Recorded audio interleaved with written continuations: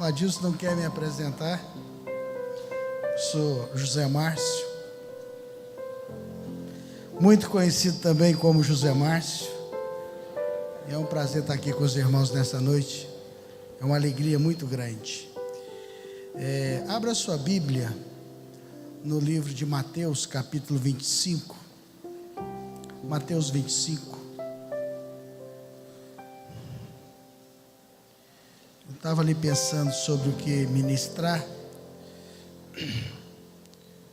E estou vendo os irmãos aqui tocando. E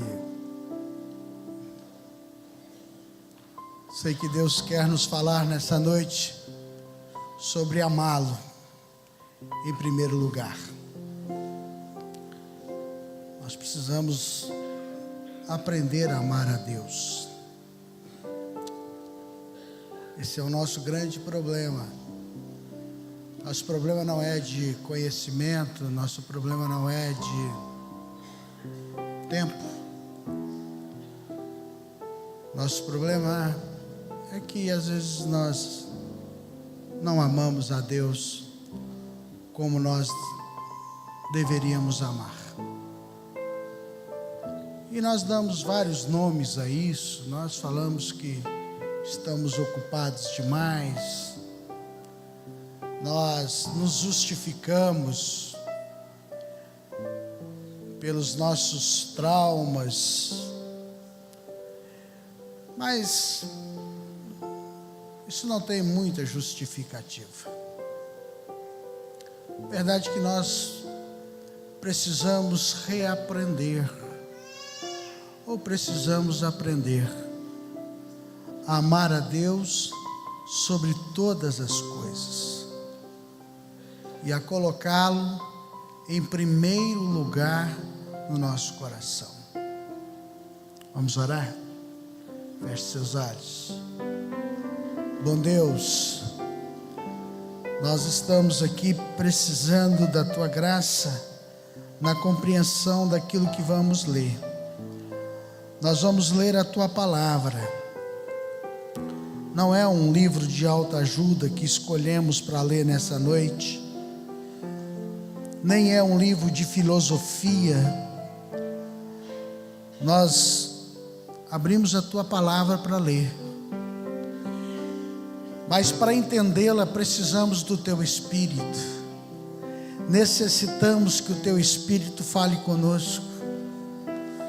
O Senhor não tem como ser conhecido se não for através do Teu Espírito. E nós humildemente nessa noite Te clamamos, revela-te a nós.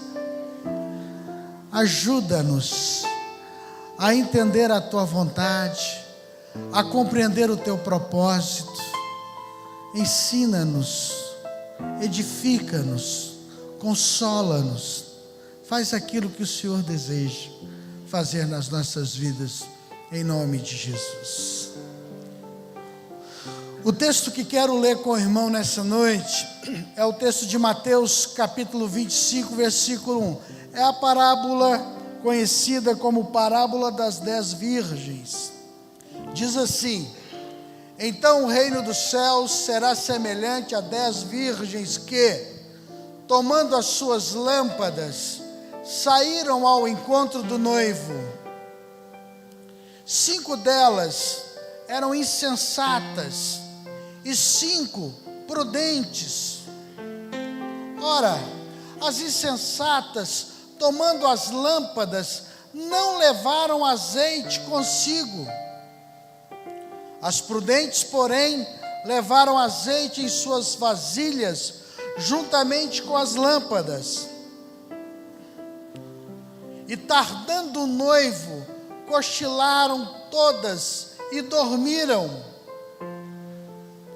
Mas à meia-noite ouviu-se um grito: eis o noivo, saí-lhe ao encontro. Então todas aquelas virgens se levantaram e prepararam as suas lâmpadas. E as insensatas disseram às prudentes: dai-nos do vosso azeite, porque as nossas lâmpadas estão se apagando.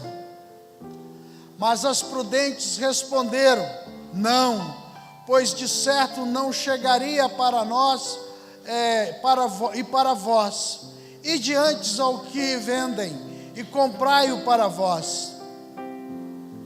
E tendo elas ido comprá-lo, chegou o noivo, e as que estavam preparadas entraram com ele para as boldas, e fechou-se a porta. Só até o 10? Até o 12. Depois vieram também as outras virgens e disseram: Senhor, Senhor, abre-nos a porta. Ele, porém, respondeu: em verdade vos digo, não vos conheço. Não vos conheço. Só até aí. O texto que nós lemos é uma parábola. Era uma forma muito comum dos judeus se comunicar. Era uma maneira que eles tinham de expressar verdades profundas com algumas alegorias. E esse costume não era um costume só da época de Jesus. Esta era uma fórmula, uma maneira que os judeus adotaram mesmo antes de Jesus. A cultura judaica, ela é baseada no falar, ela é oral, ela não é escrita. Nossa cultura, por exemplo, é uma cultura escrita. Nossa história, ela é toda compilada, toda escrita, toda orientada dessa forma. A judaica não. A judaica é oral. O costume deles é passar de pai para filho esta orientação. Por isso você vai ver no Velho Testamento muitos textos falando para os pais falarem para os filhos, né? E os filhos para os seus filhos. Era assim. Por isso que você vai perceber que a Bíblia só começa a ser escrita em Moisés. Começa-se o Pentateuco, isso porque Moisés foi versado, absorveu a cultura babilônica, e a cultura egípcia, me perdoem, e no Egito era tudo escrito. Ele então resolve escrever tudo isso. Mas o costume daquele povo era um costume de parábolas, de alegoria, onde eles falavam verdades usando figuras, para que essas verdades ficassem bem concentradas na mente das pessoas. Aqui é uma parábola. E Jesus tem em mente, Jesus tem em vista um casamento judaico. A história que você leu, ela está baseada numa alegoria de casamento. E como era o casamento judaico? O casamento se dava da seguinte forma, ou uma das formas, os pais, ainda quando os meninos eram novos, poderiam combinar entre eles sobre o casamento. Era uma das formas. A outra forma, depois que chegasse a juventude, o rapaz poderia olhar e escolher a menina que ele queria casar. Mas ele deveria ir conversar com os pais desta menina e acertar o dote e deixar ali uma garantia. Depois que estava combinado com o pai, o casamento tinha validade, já tinha poder jurídico. Por exemplo, se caso este noivo que se compromissou com o pai da noiva morresse, a noiva teria todos os direitos que uma esposa pudesse ter. O que aconteceu aqui, a ideia é esta: a ideia de um noivo que combinou o casamento com o sogro, com o pai da noiva. E aí, depois de combinado, de acertado o dote, de acertado os detalhes, ainda este noivo muitas vezes não estava preparado para o casamento. O que ele fazia? Ele ia embora, ficava 1 ano ou mais, preparando o casamento, preparando a casa, se ajeitando financeiramente, e não tinha data certa para ele voltar. A noiva deveria ficar em prontidão esse período todo. Então, elas preparavam tudo, preparavam o enxoval, preparavam as suas lâmpadas, preparavam o lençol, deixava tudo guardado, e ela ficava naquela expectativa. E o costume era que, assim que o noivo estivesse pronto, assim que estivesse tudo preparado, ele mandava seus amigos, amigo do noivo, irem na frente.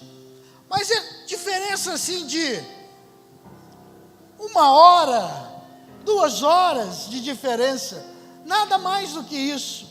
E esses amigos do noivo acendiam as suas tochas e saíam gritando pelo caminho: o noivo está chegando, o noivo está chegando, o noivo vem vindo. E quando eles entravam para dentro dos lugarejos, era uma correria, porque a noiva tinha que estar pronta.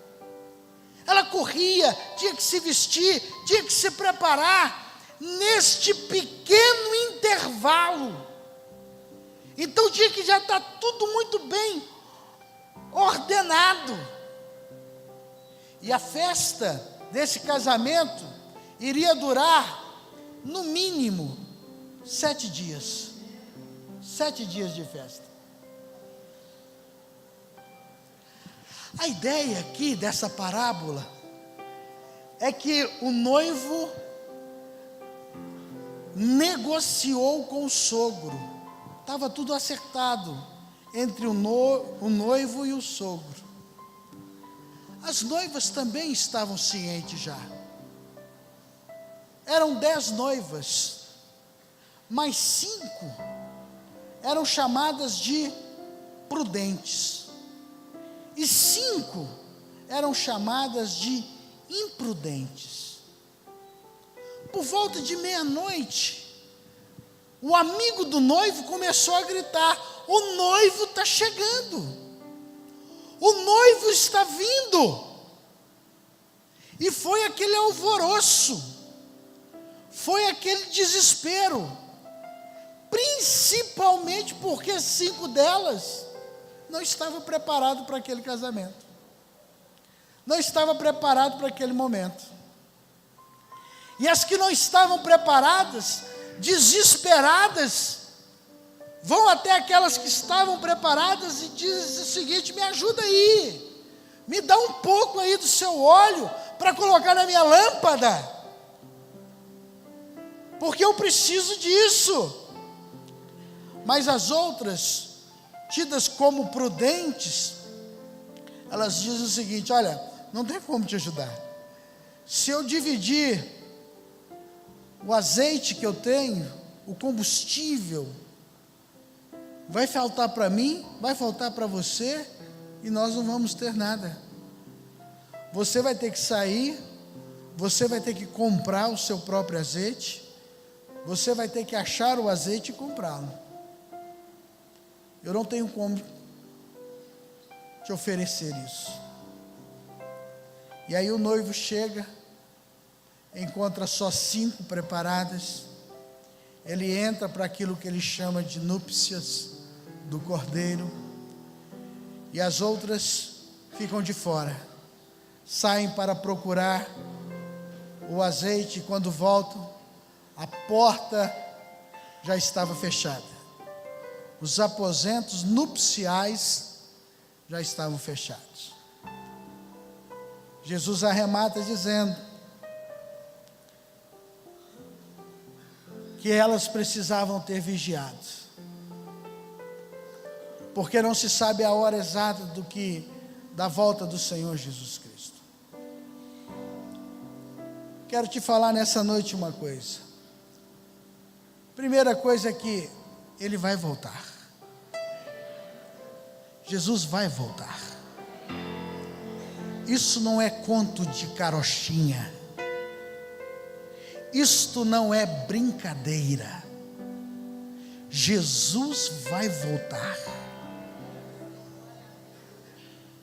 E digo mais: os sinais e evidências nos mostram que não está muito longe disto acontecer. Mas se por acaso Ele não voltar, certamente você irá encontrar com Ele nos céus. Então, de uma forma ou de outra, nós vamos nos encontrar com esse Jesus. E nós precisamos nos preparar. Precisamos estar preparados. Esse texto que lemos, ele está dentro daquilo que é conhecido como o Apocalipse de Jesus, que está em Mateus 24 e 25, quando Jesus trata deste assunto de uma maneira muito incisiva, muito clara. O que ele está dizendo aqui para essas prudentes e para essas imprudentes? Uma coisa muito simples. Para Jesus, prudente é aquela pessoa que tem essa capacidade de amar. A pessoa que ama, ela está preparada, ela se prepara. A questão aqui não é aquela ideia do cuidado por motivos costumeiros, não. A ideia aqui é de uma prudência motivada pelo amor. 5 destas mulheres, ou destas noivas, estavam amando o seu noivo. E o amor que elas tinham por seu noivo fazia com que ela vivesse o casamento antes do casamento se efetivar. As outras 5 estavam também compromissadas, mas não amavam o seu noivo. E por não amá-lo, elas não estavam preparadas. Querido, quando nós amamos o Senhor, segui-lo é um prazer, não é um peso. Quando nós amamos o Senhor, obedecê-lo é uma satisfação, não é uma obrigação.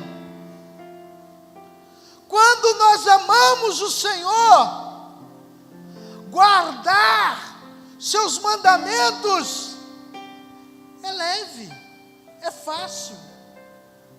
Mas quando nós não amamos, tudo é tão difícil, tudo é tão complicado, sempre nos falta alguma coisa,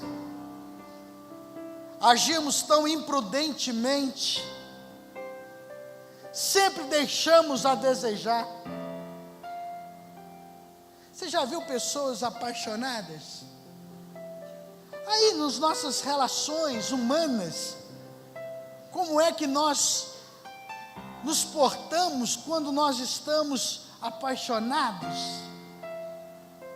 Namorado vai na casa da namorada, sábado à noite, desde de manhã ela começa a se ajeitar, é salão, é roupa nova, é perfume, é banhos, é troca de roupa, veste isso, tira aquilo, tudo com um único objetivo: agradar o namorado. Já viu um homem apaixonado? É bobo. Verdade. É bobo. Faz as coisas mais bobas do mundo. As coisas mais ilógicas do mundo. Pensa em coisas assim que você não consegue. Da onde que tirou isso?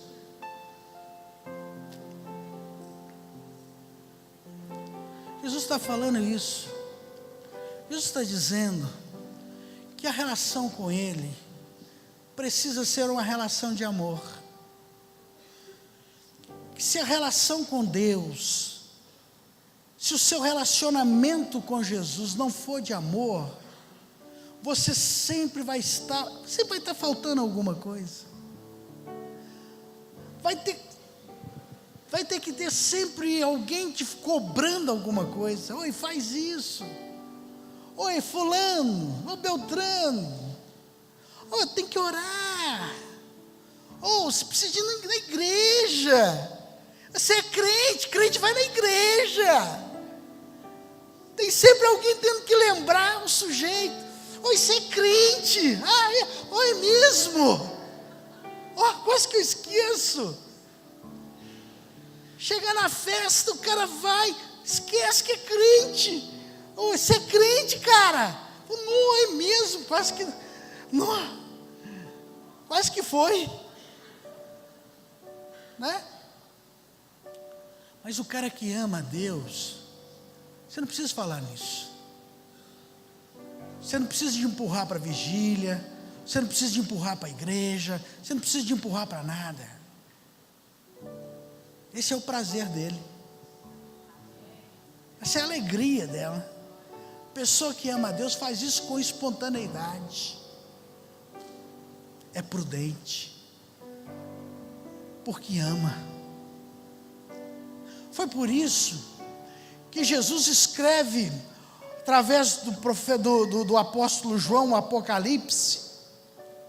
E lá, quando ele vai falar às igrejas da Ásia, ele diz a uma das igrejas lá o seguinte: olha, eu conheço a sua obra, sei que você é dedicado, vocês não resistem aos falsos profetas, vocês botaram à prova aqueles que se dizem profeta e não são, vocês estão fazendo coisas muito mais importantes agora do que fizeram antes, mas eu tenho uma coisa contra vocês, tenho uma coisinha contra vocês. Vocês deixaram o primeiro amor. Vocês abandonaram o primeiro amor. E eu sugiro para vocês que vocês olhem aonde vocês caíram e voltem ao primeiro amor. E você sabe por que Jesus fala isso ali em Apocalipse? Porque Paulo vai dizer no capítulo 13 de 1 Coríntios, que ainda que eu falasse a língua dos anjos e dos homens, se não tiver amor, nada seria.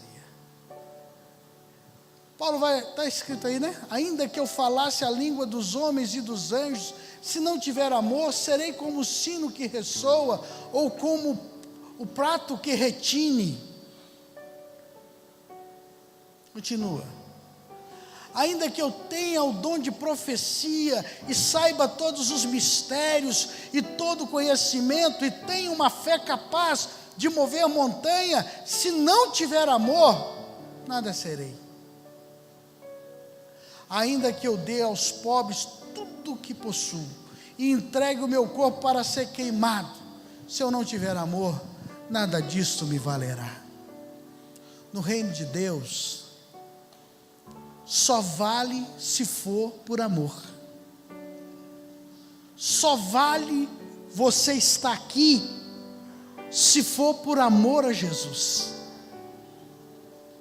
Se não for por amor a Jesus, você perdeu. Perdeu. No reino de Deus, só vale a sua oração se for por amor. Se não for por amor, você perdeu. No reino de Deus, só vale a sua oferta, seu dízimo, se for por amor. Se não for, perdeu. Paulo está dizendo isso, que o combustível deste reino, que os motivos deste reino tem que ser o amor. Eu posso fazer qualquer coisa com excelência, com perfeição, mas se o motivo não for o amor, não adianta nada, estou perdendo tempo, porque Deus não está olhando, não é essencialmente o que eu faço, mas Ele está olhando o motivo pelo qual eu faço. Ele está olhando, não é essencialmente pela maneira como eu faço, mas pela razão que eu faço. Ele está olhando para o seu coração, para ver se o que existe dentro do seu coração é amor por Ele.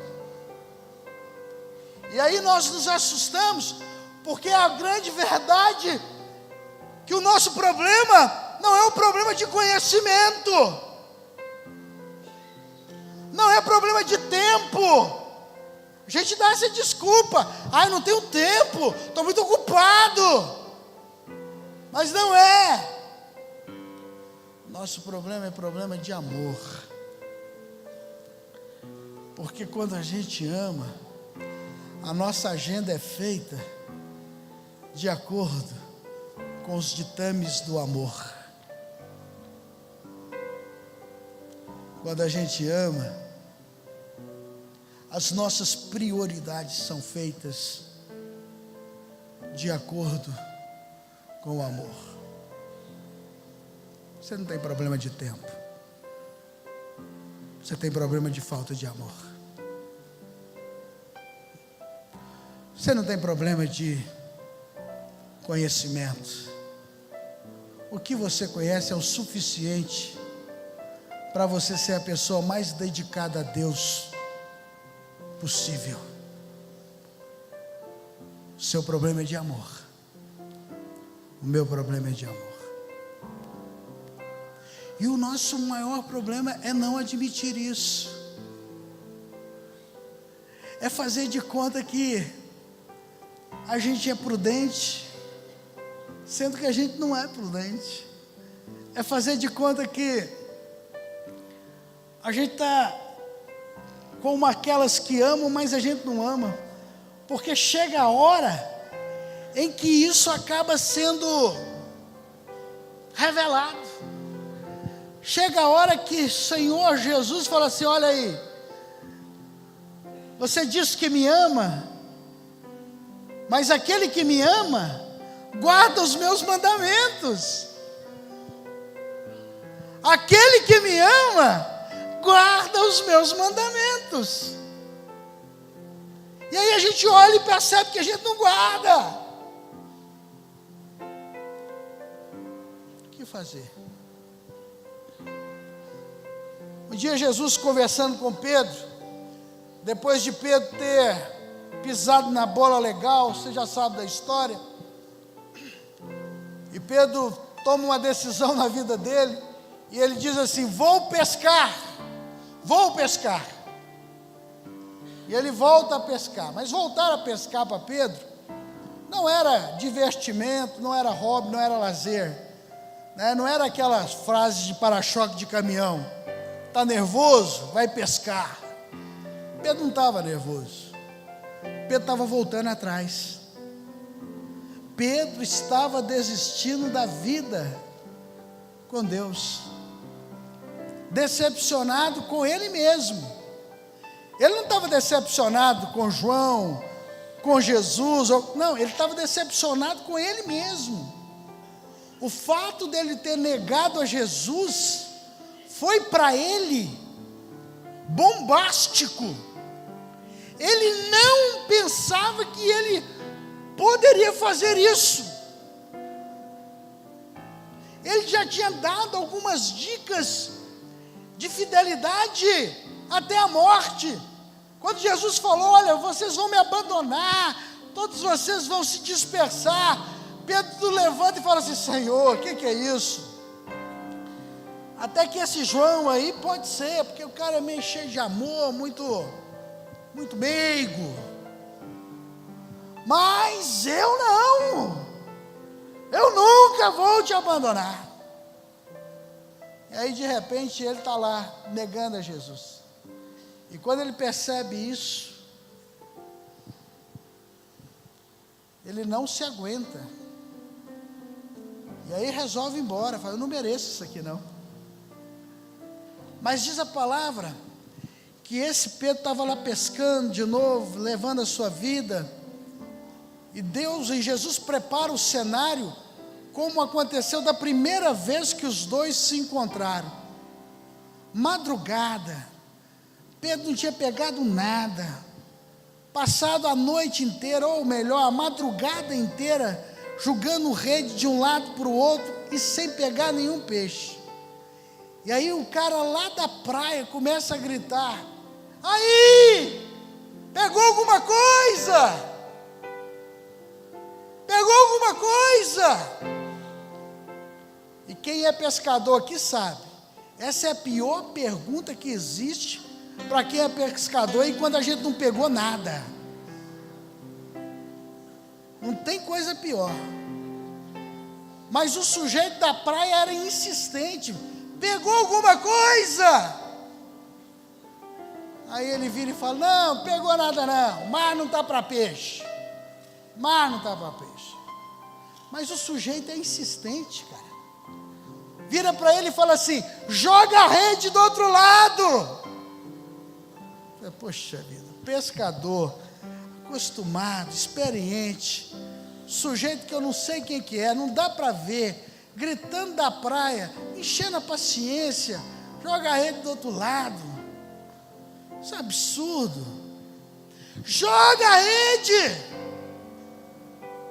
Eu acho para não ter que conversar muito, porque ele já não estava para conversar, não estava para explicar, não era a fase da vida dele. Ele joga a rede, e aí quando puxa, cheio de peixe. Aí veio uma lembrança: isso já aconteceu antes. João vira para ele: é Jesus, cara, é Jesus. Pedro fica tão louco que veste a roupa, pula no mar, sai nadando, vai ao encontro de Jesus. Diz o texto de João, depois você lê, que lá já estava preparado o braseiro, já tinha um peixe sendo assado. Jesus gostava de churrasco, não engordava porque ele andava muito. Verdade. Foi chamado de comilão e beberrão. Foi à toa que eles falaram isso dele, não? Estou me justificando de certa forma. Mas lá tudo preparado, tudo. Aí Jesus pega Pedro e começa a conversar com Pedro. Conversinha legal. Vem cá, Deus. Pedro não estava bonito assim, igualzinho o pastor Adilson, né? Aí ele pergunta: Pedro, você me ama? Amo. Pedro responde isso: eu te amo, Senhor. Ele pergunta de novo: Pedro, você me ama mesmo? Amo, Senhor. É mesmo, Pedro? Pergunta 3 vezes. Pedro, você tem certeza que você me ama? Ah, Senhor, tu sabes de todas as coisas. Essa foi a resposta de Pedro. O pastor Ivene tem um livro, depois você lê esse livro, chamado Santidade ao Alcance de Todos. E ele, aportuguesando o grego, ele diz assim: Pedro, é Jesus falando com Pedro, Pedro, agapas-me. Jesus pergunta para Pedro se Pedro o amava com amor incondicional. O amor ágape é um amor incondicional. Agapas-me. Aí Pedro responde para ele assim: Senhor, filéus. A resposta é: eu te amo, mas o meu amor é filéus, que é um amor interesseiro, que é um amor que rege as nossas relações, aquele amor que, olha, eu sou legal com você enquanto você é legal comigo, nós dois vamos andar juntos enquanto você estiver fazendo tudo que eu gosto, a hora que não der certo a gente separa. Pedro responde para Jesus: Senhor, eu te amo, mas o meu amor é interesseiro, não é um amor incondicional. Ele pergunta de novo, Jesus pergunta pela segunda vez: Pedro, agapas-me, você me ama com amor incondicional? E Pedro responde de novo: Senhor, teve um tempo que eu achava que era incondicional, teve uma época que eu pensei que era incondicional, mas é só interesse, meu amor é interesseiro, não é um amor incondicional. E pela terceira vez, Jesus pergunta, mas agora Jesus muda a pergunta e diz assim: Pedro, só filéus? E aí Pedro responde: Senhor, tu sabes todas as coisas, eu não preciso esconder do Senhor, eu não posso esconder do Senhor, só filéus. E aí Jesus vira para ele e fala assim: então agora vai e apacenta os meus cordeirinhos. Como pode? Porque o copo precisa estar vazio para ele poder ser cheio. Enquanto a gente está cheio de nós mesmos, cheios de orgulhos, cheio de soberba, não tem como Deus nos encher. Nós precisamos nos esvaziar, precisamos fazer essa introspecção, saber que realmente o que existe aqui dentro é interesse, mas eu quero amar a Deus, saber que o que existe aqui dentro são motivações as mais ambíguas, as mais complicadas. Falar que o que me traz aqui na verdade é interesse em ter uma bênção, em ser bem sucedido em alguma coisa, mas raramente é por causa do amor que eu tenho a Ele. O problema é quando eu tento esconder isso. O problema é quando eu estou vivendo como aquelas virgens que só na hora da volta do noivo é que perceberam que elas não estavam vivendo o casamento antes de casar, que elas não estavam se guardando, se preservando para aquele momento. O problema somos nós, que às vezes nos tornamos religiosos demais e nos enganamos, achando que a gente está amando a Deus e não está amando. A gente está amando coisas, a gente está amando pessoas, a gente está amando situações e circunstâncias. Mas quando a gente cai em si, quando a gente percebe, quando o Senhor nos dá essa oportunidade de olhar para dentro dos nossos olhos e perguntar, agapas mi, e eu tenho a condição de falar, só filéus, isso não tem recriminação da parte dele, porque é aí que ele pode derramar o amor incondicional dentro do nosso coração. É ele que nos ensina a amar a Deus. É ele que nos ensina a colocar Deus em primeiro lugar. É este Cristo, é esse Jesus que nos ensina a amar Deus de todo o nosso coração. Ó, querido, e quando isso acontece, aí nós damos a vida pelo Senhor. Vocês se lembram de Pedro? Que mentiu porque teve medo de morrer, teve medo de ser preso. O final da história dele, diz os historiadores, que termina da seguinte forma: ele sendo crucificado. Pedro morreu crucificado, mas na hora de ser crucificado ele fala assim, por favor, crucificam-me de cabeça para baixo, porque eu não sou digno de morrer como meu Senhor. Sem nenhum medo, sem nenhum receio, sem nada. Por quê? Porque o coração dele foi repleto de ágapas, de amor incondicional por esse Deus. Sabe qual que é o nosso problema? Nossa crise é crise de amor. O que nós precisamos é amar a Deus de todo o nosso coração, com todo o nosso entendimento. E aí ninguém vai ter que te cobrar nada, ninguém vai ter que te exigir nada. Você vai ser santo, você vai querer andar no caminho, você vai querer cumprir os mandamentos do Senhor, por puro prazer, só por amá-lo, só por isso. Feche seus olhos.